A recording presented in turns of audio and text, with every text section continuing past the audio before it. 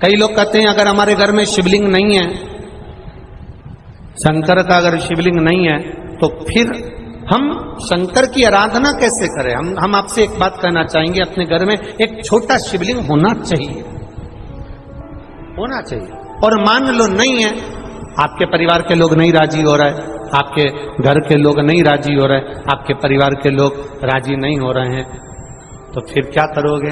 तो कहा शिव महापुराण में सुंदर आनंद के साथ विद्येश्वर संहिता में कहा कि शिवलिंग नहीं होने पर जब आप मंदिर में दिया लगाते हो,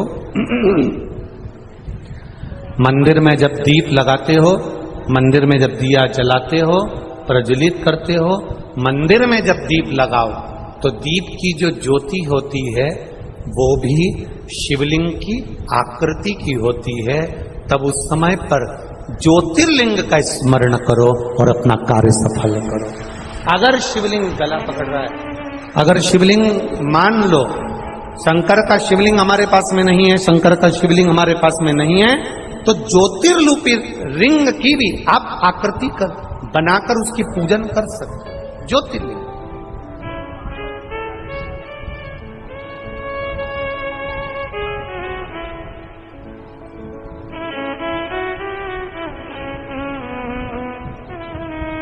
वो क्या बोलते हैं आप लोग, मन मेरा मंदिर आंखें दिया बाती, होठों की है तानिया रोम फूल बाती, रोम रोम जीभा तेरा नाम पुकारती है माँ तेरी। तो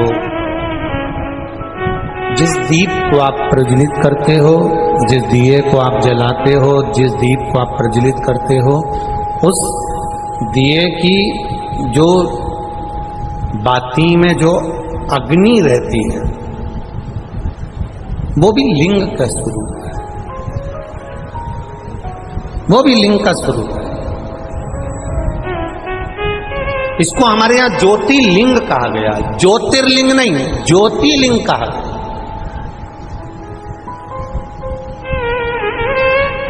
कि एक ज्योति में भगवान शंकर की आराधना करना, भगवान शिव की स्तुति करना, भगवान शंकर की आराधना में डूबना, एक ज्योति के प्रतिबिंब में, एक ज्योति के स्वरूप वाला सेठ व्यापार करने जाता है, नाव से व्यापार करने के लिए जा रहा है, रोज जाता, खूब कमा के लाता।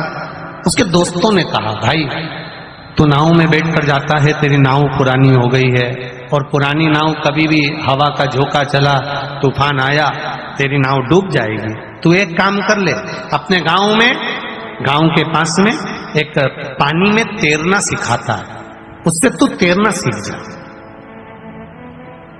उसने कहा मैं तैरना नहीं सीखना चाहता, कितने दिन लगेंगे? उसने कहा, वो कह रहा था 3 दिन के अंदर सेठ जी को मैं तैरना सिखा दूंगा, 3 दिन लगेंगे बस और तैरना सिखा दूंगा। अब 3 दिन, सेठ जी ने कहा 3 दिन में अगर तैरना सीखूंगा तो व्यापार कैसे कम नहीं रह जाएगा, व्यापार करने जाऊंगा तो करोड़ों का धन कमा के लाऊंगा, लाखों का धन कमा के लाऊंगा, और तू कह रहा है कि 3 दिन सीखने में लगा दो।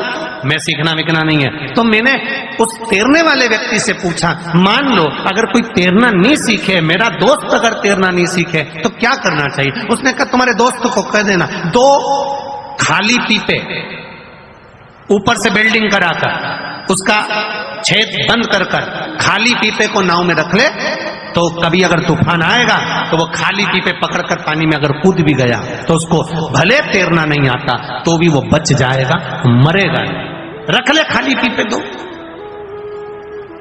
अब मित्रों ने सेठ जी से कहा, एक काम करो, तुम इतना कमाने में लगे हो, तुम्हें तैरना सीखना नहीं है, तैरने के लिए तुम्हारे पास टाइम नहीं है सीखने के लिए, तो तुम 2 खाली पीपे रख लो। उसने कहा, इतना कह रहे हो तो 2 खाली पीपे मेरी नाव में रख लेता हूं। उसने नाव में 2 खाली पीपे रख लिया। अब नाव के अंदर 2 खाली पीपे रखे, चले, 1 आध महीना निकला। 1 महीना निकलने के बाद अपने गांव आ रहा था, इतने में तूफान चल गया। और जो नदी में, तालाब में, सरोवर में, समुद्र में तूफान चला, तूफान चलते ही नाव डोलने लगी। जितने लोग नाव चलाने वाले थे वो कूद कूद कर भागने लगे, क्योंकि उनको तैरना आता था। इसको तैरना नहीं आता था। इसने एक व्यक्ति से पूछा, नाव चलाने वाले से, मेरे पीपे कहाँ हैं? उसने कहा तुम्हारे सिर के पास में रखे हैं। उसने उठा और उठा, सब कूद गए, तैर कर पार निकल गए। नाव डूबने लगी। इसने विचार करा, करूं तो करूं क्या, मुझे तैरना नहीं आता, पर पीपे पकड़कर उतरना है। बस खाली पीपे उठाना था। उसी के पास में 2 पीपे भरे हुए सोने की मुद्राओं से रखे हुए थे, जिसको वो कमा कर ला रहा था। उसके मन में आया, अगर खाली पीपे लेकर कूदा तो क्या मतलब था, भरे हुए पीपे मेरे सोने से भरे हुए, मुद्राओं से भरे हुए हैं, इनको कैसे छोड़ दूं, कैसे छोड़ूं, कैसे छोड़ूं? मुद्रा से भरे हुए ये पीपे, सोने की मुद्राओं से भरे हुए ये पीपे, मैं इनको छोड़ूं कैसे? खाली पीपे उसने छोड़ दिए नाव के अंदर और भरे पीपे लेकर कूद गया। आखिरी में जाकर डूब गया, मर गया,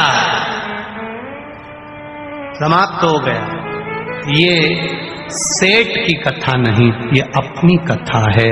हम भी भरे पीपे संभालने में लगे हुए हैं। ये जमीन मेरी, ये जायदाद मेरी, ये संपदा मेरी, ये प्रॉपर्टी मेरी, ये गाड़ी मेरी, ये बंगला मेरा, ये घर मेरा, परिवार मेरा।